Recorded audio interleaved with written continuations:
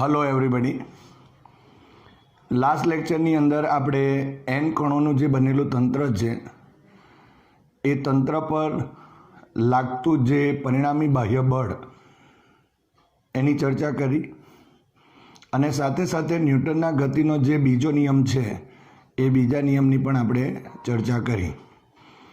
આજે આપણે એના ઉપરથી જ જે રેખીય વેગમાન સંરક્ષણનો જે નિયમ છે એ રેખીય વેગમાન સંરક્ષણનો નિયમની સમજૂતી જોઈશું અને કેવી રીતે રેખીય વેગમાન સંરક્ષણનો નિયમ કહી શકાય એની આપણે ચર્ચા કરીએ અને એક ઉદાહરણ આપીને પણ એને સમજીશું.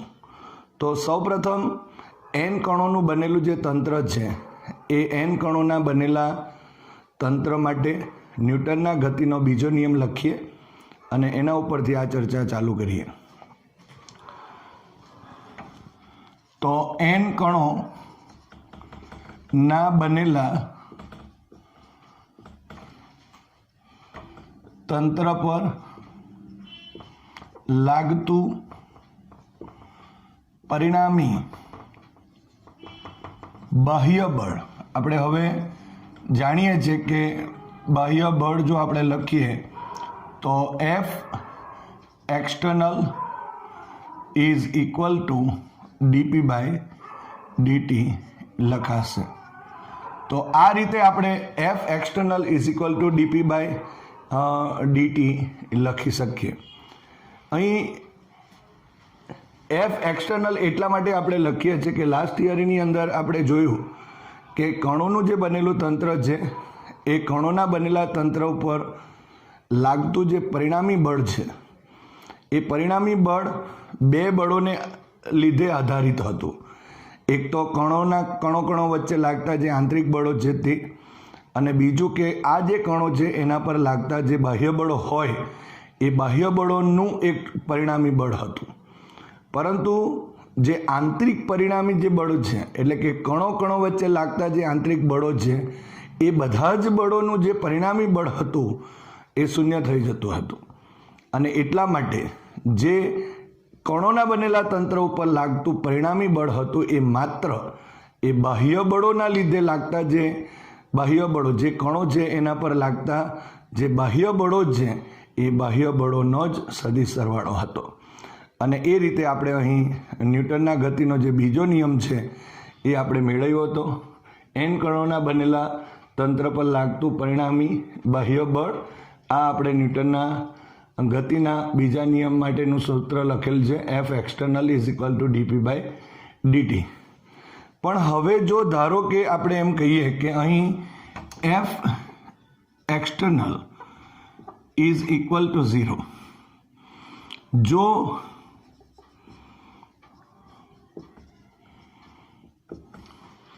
તો આનો અર્થ શું થયો કે જો ધારો કે જે પરિણામી બાહ્ય બળ જે છે એ પરિણામી બાહ્ય બળ જો તંત્ર ઉપર લાગતું ન હોય તો અહીં આપણને F external is equal to 0 લખી શકાય. અને આવું જો લખીએ તો એનો મતલબ એમ થયો સો અહીં dp by dt is equal to અહીં 0 થશે. હવે તમે જોઈ શકો છો કે અહીં ડીપી બાય ડીટી એટલે આ જે પી છે એ તંત્રનું કુલ રેખીય વેગમાન છે. માટે અત્યારે જો કેવું હોય તો એમ કહી શકાય જે કુલ રેખીય વેગમાન છે એમાં થતા ફેરફારનો જે સમય દર છે તે અહીં શૂન્ય થયો એમ કહેવાય. એનો મતલબ કે કોઈપણ રાશિનો ફેરફારનો દર શૂન્ય ક્યારે કહેવાય? આ જ્યારે આપણે વિકલનની તમે ચર્ચા આપણે કરી હતી ત્યારે dp by dt is equal to 0 એટલે અહીંયા જો પી કહીએ તો એ પી કોન્સ્ટન્ટ કહેવાય. કે કોઈ પણ અચળ હોય તો તેનું વિકલન જો આપણે લઈએ તો એ વિકલન હંમેશા શૂન્ય હોય.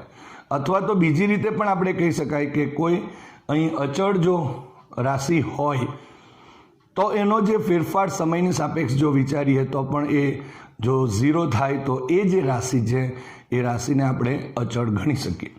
તો અહીં જો આપણે કહેવું હોય તો એમ કહી શકાય માટે અહીં આ જો 0 થશે તો પી ઇઝ ઇક્વલ ટુ અહીં અચળ લખી શકાય.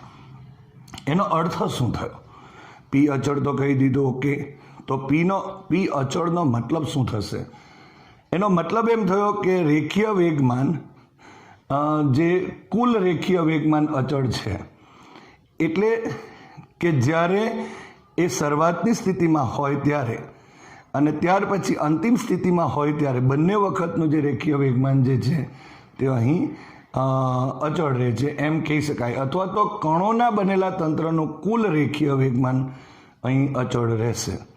એટલે જો ધારો કે આપણે જ્યારે તમે ત્રીજા અને ચોથા ચેપ્ટરમાં પણ રેખીય વેગમાન સંરક્ષણના નિયમની ચર્ચા કરેલી ત્યારે શું હતું કે જ્યારે કણ હતું, કોઈ પદાર્થની વાતો હતી, આપણે રાઇફલ અને ગોળીની જ્યારે ચર્ચાઓ કરીએ ત્યારે પહેલાં એ સ્થિર સ્થિતિમાં હોય છે અને જ્યારે એ ગોળી આપણે છોડીએ છીએ ત્યારે એ ગોળી પણ છૂટે છે અને રાઇફલ પણ પાછળ ધક્કો લાગે છે ત્યારે જે એનું કુલ રેખીય વેગમાન એ બંને સરખા હોય, સ્થિર હશે.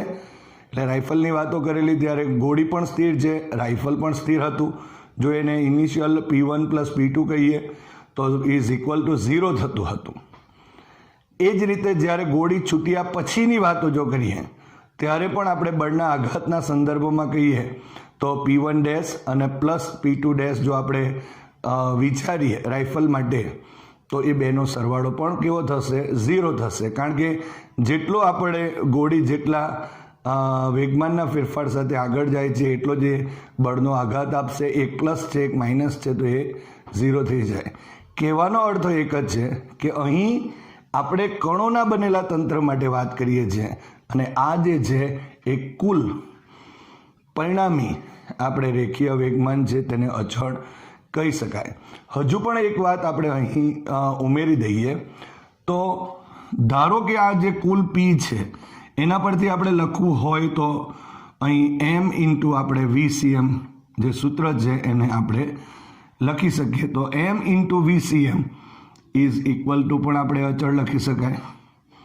હવે આ દળ તો અચળ જ છે માટે અહીં જો આપણે કહેવું હોય તો VCM ઇઝ ઇક્વલ ટુ અચળ થશે. આમ એક વાત તો આપણે કરી કે અહીં રેખીય વેગમાન જે તંત્રનું કુલ રેખીય વેગમાન છે એ તો અચળ રહે જ છે, પણ સાથે સાથે આપણે જોઈ શકાય છે કે જે દ્રવ્યમાન કેન્દ્રનો વેગ છે એ પણ અચળ છે. ફરી પાછી એક વાત અચળના સંદર્ભમાં વેગના સંદર્ભમાં જો વાત કરવી હોય તો આપણે એમ કરી શકાય.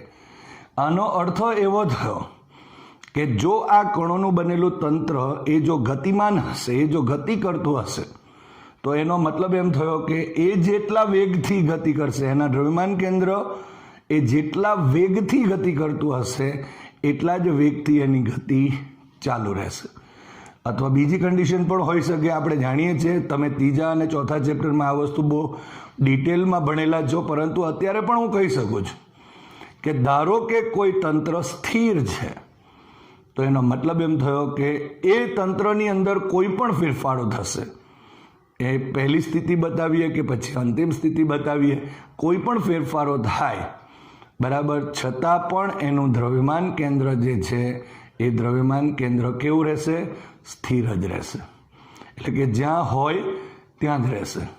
એટલે આ રીતે આપણે અહીં કહી શકાય કે જે રેખીય વેગમાન છે એ પણ અચળ અને સાથે સાથે અહીં અહીં જે એનો વેગ છે, દ્રવ્યમાન કેન્દ્રનો વેગ એ પણ અચળ રહેશે. આના માટે એક ઉદાહરણ આપું. આપણે આમ તો રાસાયણિક બોમ્બની વાતો કરીએ કે રાસાયણિક બોમ્બ છે અને એ રાસાયણિક બોમ્બ પર કોઈ પણ પ્રકારનું બાહ્ય બળ લાગતું નથી, આપણે જાણીએ છીએ, અને સ્થિર પડેલો છે. જો આ રાસાયણિક બોમ્બ એ જો સ્થિર પડેલો હોય અને અચાનક ફાટે છે, તમે જોઈ શકો છો કે એના ઉપર આપણે કોઈ પણ પ્રકારનું બાહ્ય બળ આપતા નથી, બાહ્ય બળ આપેલું નથી, છતાં પણ એ ફાટે છે. એનો મતલબ શું થયો? કોઈક ઉર્જાના સંદર્ભમાં ફાટે છે, ઉર્જાના ભોગે એના જે અમુક ટુકડાઓ થાય છે. એટલે કે શરૂઆતમાં તો એનું રેખીય વેગમાન કેટલું હતું? તો 0 હતું, કારણ કે એ સ્થિર છે. જો ધારો કે આપણે કહીએ તો એનું દ્રવ્યમાન કેન્દ્ર જો હોય તો એ દ્રવ્યમાન કેન્દ્ર પણ કેવું હતું? તો સ્થિર હતું. પણ અચાનક એ ફાટે છે, કોઈ પણ પ્રકારનું બાહ્ય બળ લાગતું નથી. એનો મતલબ એમ થયો કે અહીં રેખીય વેગમાન સંરક્ષણના નિયમનું પાલન થતું છે. અને જો રેખીય વેગમાન સંરક્ષણના નિયમનું પાલન થાય તો એનો મતલબ કે એના અમુક ધારો કે 2-4 ટુકડાઓ ઉડશે તો પહેલા ટુકડાનો એક વેગ હશે. પણ આ ફાટવાનું રીઝન શું? તો એ ફાટવાનું મૂળ રીઝન એની અંદર જે આંતરિક બળો છે એ આંતરિક બળોના લીધે રાસાયણિક, આપણે જાણીએ છીએ કે રાસાયણિક બોમ્બ હશે તો રાસાયણિક બંધારણ એનું એક જટિલ બંધારણ હોય અને એના લીધે એ બોમ્બ અંદર આંતરિક ઉર્જાના ભોગે ફાટતું હોય અને એના લીધે એના અમુક ટુકડાઓ ફેંકાઈ જશે. ધારો કે આપણે કહીએ કે P ઇઝ ઇક્વલ ટુ પહેલાં 0 હતું અને અંતમાં શું થશે? P1 plus P2 plus P3 plus P4. આપણે એવી વાતો કરીએ તો આ 4 ટુકડાઓ જો ધારો કે થયા તો આ જે 4 ટુકડાઓ છે એનો જે સદિશ સરવાળો હશે તે પણ ત્યાં 0 જ હશે. એટલે કે અહીં જો એનું કુલ રેખીય વેગમાન જે શરૂઆતમાં હતું એટલું જ એનું અંતિમ પણ હશે. આ વાત ખૂબ જ અગત્યની છે.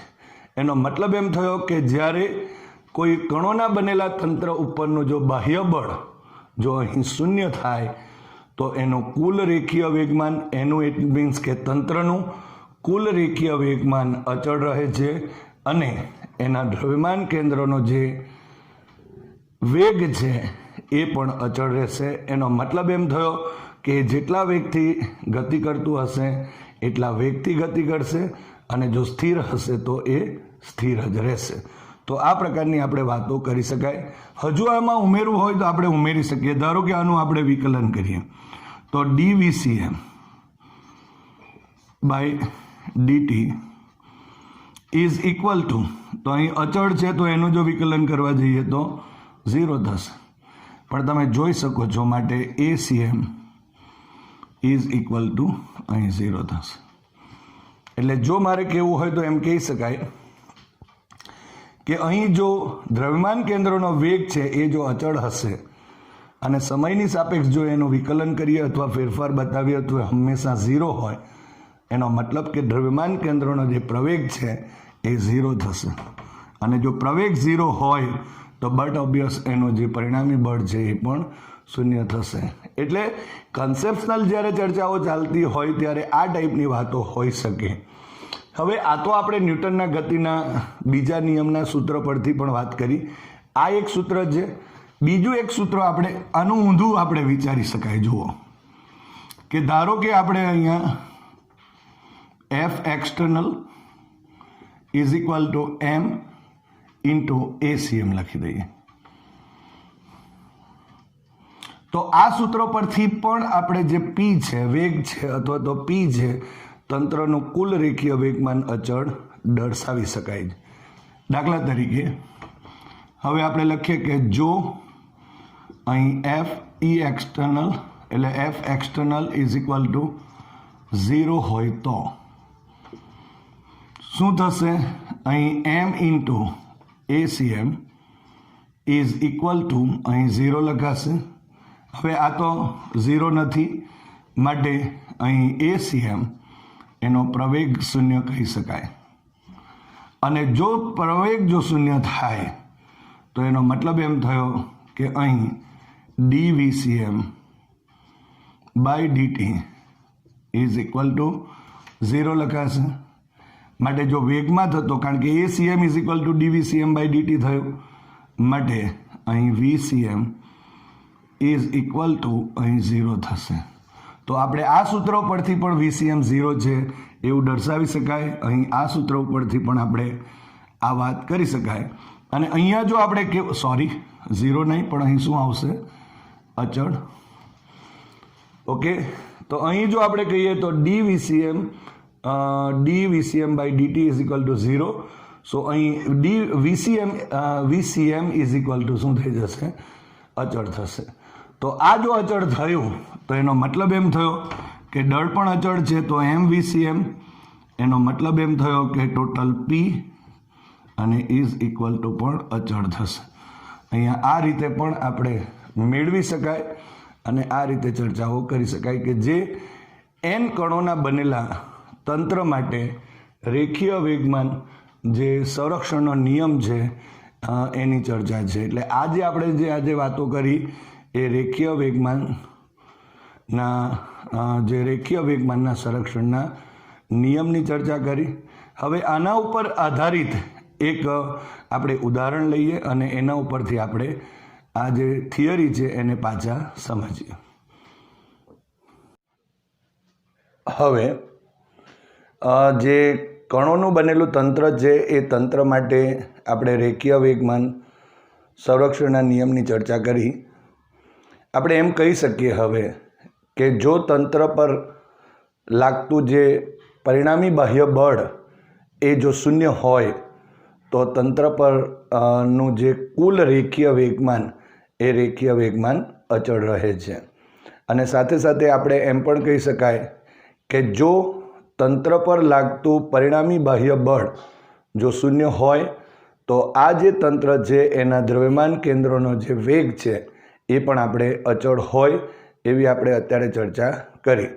એનો જ આપણે ઉપયોગ કરી એના માટે એક ઉદાહરણની વાતો કરીએ. અહીં આપણે સૌપ્રથમ રેડિયમના ન્યુક્લિયસ છે એના વિભંજનની જે ઘટનામાં રેખીય વેગમાનનું સંરક્ષણ થાય છે એની આપણે સમજૂતી લઈએ. પહેલાં તો અહીં એક શબ્દ મળે છે આપણને વિભંજન.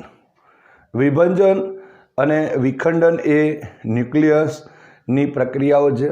આપણે જાણીએ છીએ કે વિખંડન એટલે તૂટવાની જે પ્રક્રિયા છે તે, અને વિભંજનનો મતલબ શું થાય કે વિભંજન એટલે કે એક ન્યુક્લિયસમાંથી એક બીજા ન્યુક્લિયસની અંદર રૂપાંતરણ થવાની ઘટના છે. તો એ વિભંજનની જે ઘટના છે એ વિભંજનની ઘટના વિશે આપણે થોડી ચર્ચા કરીએ અને આ જે આપણા પાસે આપેલ રેખીય વેગમાન સંરક્ષણનો નિયમ છે એની સમજૂતી લઈએ. અહીં આપણે એક ચર્ચા કરી કે VCM ઇઝ ઇક્વલ ટુ અહીં અચળ થશે, એટલે કે તંત્રનું દ્રવ્યમાન કેન્દ્ર છે એનો વેગ અચળ રહે છે. એટલે કે જો ધારો કે તંત્ર એ ગતિમાન હશે તો એનો વેગ જે છે એનું દ્રવ્યમાન કેન્દ્ર એટલા જ વેગ સાથે એની દિશામાં ગતિ કરતું રહેશે.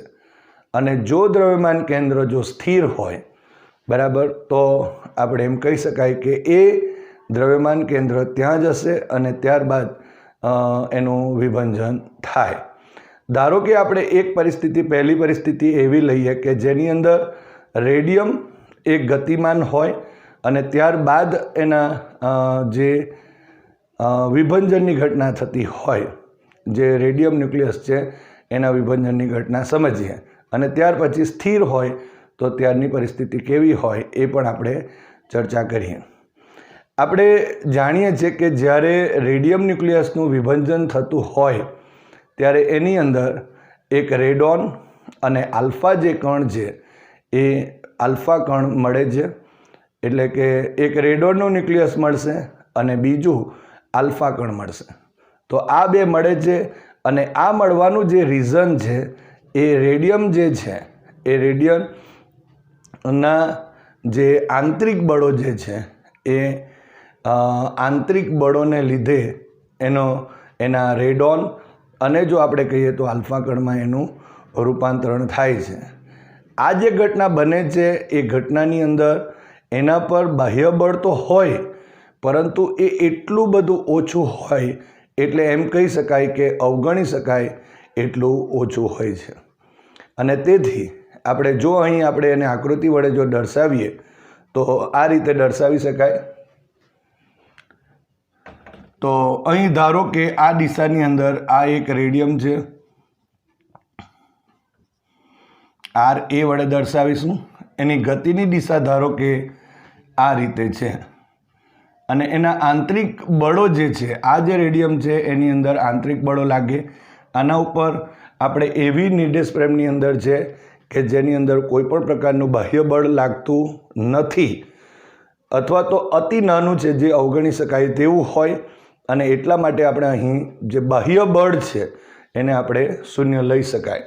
અને એટલા માટે જ જો બાહ્ય બળ જો શૂન્ય હશે તો આપણે રેખીય વેગમાન જે સંરક્ષણનો નિયમ છે એ રેખીય વેગમાન સંરક્ષણના નિયમનો અહીં ઉપયોગ કરી શકાય. હવે ધારો કે આપણે એમ કહીએ કે અહીં આ આપણે એની ગતિની દિશા દર્શાવી શકાય. જો ધારો કે આપણે એમ કહીએ કે એના બે ટુકડાઓ થાય છે, આ રેડોન છે ધારો કે, અને અહીં ધારો કે HE ને જ આપણે હિલિયમ જે છે એને જ આપણે એમ કહી શકાય કે અહીં એ આલ્ફા કણ છે. તો આનું જે દ્રવ્યમાન કેન્દ્ર હશે, ધારો કે આનું દ્રવ્યમાન કેન્દ્ર અત્યારે ક્યાં હોય તો અહીંયા હશે, અહીંયા આવશે તો બી એનું દ્રવ્યમાન કેન્દ્ર આ જગ્યા પર જ હશે, અહીંયા જ હશે. આનું દ્રવ્યમાન કેન્દ્ર હવે અહીંયા આવે છે, પણ આંતરિક જે બળો છે એ આંતરિક બળોના લીધે અહીં રેડોન અને જે આલ્ફા કણ છે એ આલ્ફા કણમાં બેમાં અહીં જો આપણે વિચારીએ તો અહીં એનું વિભંજન થાય છે. અને જો એ વિભંજન જો થતું હોય તો હવે દ્રવ્યમાન કેન્દ્ર કયું હશે? તો હવે તો આપણા પાસે આલ્ફા કણ છે અને રેડોન છે, તો એનું જે દ્રવ્યમાન કેન્દ્ર એ આ બેની વચ્ચે હોવું જોઈએ અને એ લગભગ આપણે એમ કહી શકાય આ જગ્યા પર હોઈ શકે. એટલે આ રીતે જો આપણે વિચારીએ તો તમે જોઈ શકો છો કે અહીં જે રેડિયમ છે એનો વેગની દિશા આ તરફની જ હતી અને હવે જ્યારે એ વિભંજન થયું, વિભંજનની ઘટના થઈ, ન્યુક્લિયસમાં વિભંજન થયું, તે છતાં પણ જો આલ્ફા અને રેડોનમાં એનું અહીં બંનેમાં મળે છે, રેડોન બી અને હિલિયમ મળે છે, છતાં પણ એનું જે દ્રવ્યમાન કેન્દ્ર છે એ દ્રવ્યમાન કેન્દ્રનો જે વેગ છે એ વેગ એટલો ને એટલો જ રહેશે અને જે શરૂઆતમાં જે રેડિયમ છે એની જે સીધી લીટી છે એના ઉપર જ એ ગતિ કરશે. એનો મતલબ એમ થયો કે અહીં જે VCM છે એ VCM ઇઝ ઇક્વલ ટુ અચળ થયું. હવે VCM અચળ થયું એનો મતલબ શું થયો કે આ શરૂઆતમાં આનો એક રેખીય વેગમાન હશે, એટલે કે વિભંજન પહેલાં અને વિભંજન પછી તો આ બેમાં He અને Rnમાં રૂપાંતરિત થયું. એટલે આનું જો રેખીય વેગમાન આપણે ગણીએ તો P1 કહીએ, આનું રેખીય વેગમાન કહીએ તો P2 કહીશું અને આનું રેખીય વેગમાન જો કહીએ તો P કહીશું. ધારો કે તો એનો મતલબ એમ થયો કે આ જો P હશે, અહીં રેડિયમનું જો રેખીય વેગમાન P હશે તો અહીં જે He અને Rn P1 પ્લસ P2 એટલે કે બેનો જે સદિશ સરવાળો છે એ પણ કેટલો હશે? એ P જેટલો જ હશે. એનો મતલબ એમ થાય કે અહીં આપણે એમ કહી શકાય તો P જે છે એ અચળ રહેશે.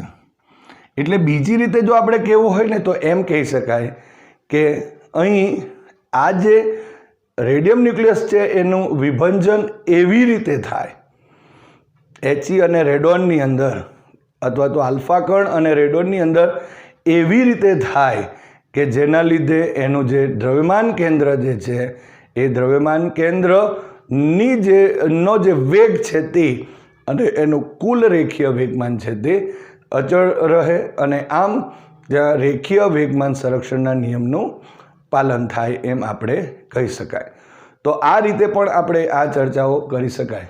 હજુ એક બીજી પણ વાત આપણે ઉમેરી દઈએ. આ તો આપણે ગતિના સંદર્ભમાં ચર્ચાઓ કરી, પણ જો ધારો કે આપણે એમ કહીએ કે આપણે કોઈ એવી નિર્દેશ ફ્રેમમાં છીએ કે જેની અંદર આપણે જે રેડિયમ જે ન્યુક્લિયસ છે એ રેડિયમ ન્યુક્લિયસ સ્થિર છે અને આ જો રેડિયમ ન્યુક્લિયસ સ્થિર હશે તો એનું દ્રવ્યમાન કેન્દ્ર પણ સ્થિર હશે. અને ત્યારે આપણે જો અહીં આકૃતિ દોરવી હોય તો ધારો કે આપણે દોરવું હોય તો આ રીતે અહીં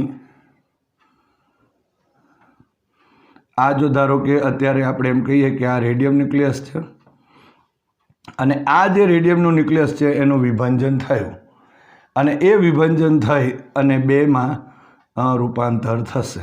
એટલે કે અહીં રેડોન અને બીજું અહીં He એટલે કે આલ્ફા કણની અંદર એનું રૂપાંતરણ થયું એમ કહી શકાય. તો આ રીતે જ્યારે થાય છે ત્યારે તમે જોઈ શકો છો કે હવે દ્રવ્યમાન કેન્દ્રના સંદર્ભમાં વાતો કરીએ તો અહીં રેડિયમનું દ્રવ્યમાન કેન્દ્ર તો અહીં છે, પરંતુ આ જે પરિસ્થિતિ છે તે સ્થિર છે અહીં, અને અહીં જો આ સ્થિર હશે એટલે હવે આ તો સ્થિર છે, હવે એનું આંતરિક બળોના લીધે એનું વિભંજન થયું. આ બે જે છે He અને Rnની અંદર અથવા તો રેડોન અને આલ્ફા કણની અંદર એનું વિભંજન થયું અને એ વિભંજન તો થયું, પરંતુ એનું દ્રવ્યમાન કેન્દ્ર અહીંથી ખસશે નહીં. એટલે કે આલ્ફા કણ છે એ આ રીતે ફેંકાશે અને આ વિભંજિત થશે અને Ra જે છે એનામાંથી Rn જે છે તે આ રીતે વિભંજિત થશે. એનો મતલબ એમ થયો કે આ જે બંને જે ન્યુક્લિયસ આરએનનું ન્યુક્લિયસ અને આલ્ફા કણ છે એ દ્રવ્યમાન કેન્દ્રને અનુલક્ષીને પરસ્પર વિરુદ્ધ દિશામાં આ રીતે પરસ્પર વિરુદ્ધ દિશામાં જશે. પણ તે દરમિયાન આપણે જો કહીએ તો અહીં આપણે દ્રવ્યમાન કેન્દ્ર છે એ દ્રવ્યમાન કેન્દ્ર અહીં સ્થિર જ રહેશે. એનો મતલબ એમ થયો કે અહીંનું જે VCM છે એ પણ અચળ હતું. અને અચળ કેવું હતું? તો સ્થિર હતું, એટલે સ્થિર જ રહ્યું. એટલે કે વિભંજન પહેલાં એ સ્થિર હતું અને વિભંજન પછી પણ એ કેવું રહે છે? અહીં સ્થિર જ રહે છે. તો આ રીતે આપણે અહીં આ જે રેખીય વેગમાન સંરક્ષણનો જે નિયમ છે રેડિયમ ન્યુક્લિયસની વિભંજનની ઘટનામાં તેને આપણે અહીં સમજૂતી લઈ શકાય. બીજી એક વાત, આ ઘણો જ અગત્યનો ટૉપિક છે. આપણે જ્યારે ત્રીજા અને ચોથા ચેપ્ટરમાં રેખીય વેગમાન સંરક્ષણના નિયમની ચર્ચા કરીએ છીએ ત્યારે ઘણી બધી વાતો આપણે રેખીય વેગમાન સંરક્ષણના નિયમો પર કરતા હોઈએ છીએ. હવે આના પછીના જે ટૉપિકો છે એ ટૉપિકોની અંદર આપણે ચાક ગતિની પણ ચર્ચાઓ કરીશું અને એમાં કોણીય વેગમાન સંરક્ષણના નિયમની ચર્ચા આવશે. લગભગ જે આપણે વાતો કરીએ છીએ એના જેવી જ વાતો કોણીય ચાક ગતિની અંદર પણ છે. એના કન્સેપ્ટની વાતો છે, ખાલી સંદર્ભ બદલાતો હોય છે. જે વાત આપણે રેખીય ગતિની અંદર જે બળના સંદર્ભમાં વાત કરીએ છીએ એ ચાક ગતિની અંદર ટોર્ક નામની જે ભૌતિક રાશિ છે એના ઉપર કરીશું. એટલે આ જે બધા કન્સેપ્ટ છે એને બરાબર તૈયાર કરવાના છે, બરાબર. અને વ્યવસ્થિત આ જે વિડીયો લેક્ચર જે થાય છે એ વિડીયો લેક્ચર બરાબર જોઈ લેવા, તૈયાર કરવા અને વ્યવસ્થિત જે નોટબુકમાં આપણે લખવાની જે વાતો કરેલી છે એ વ્યવસ્થિત આપણી જે ચર્ચાઓ છે એ ચર્ચા વ્યવસ્થિત નોટબુકમાં લખવાની અને કન્સેપ્ટની જે નોટબુક છે એ પણ એક અલગથી બનાવવાની કે જેના લીધે આપણે MCQs જે છે એ MCQsની અંદર આપણને સરળતા રહે. ઓકે, તો આ રીતે આપણે અહીં રેખીય વેગમાન સંરક્ષણના નિયમના એક ઉદાહરણની ચર્ચા કરી.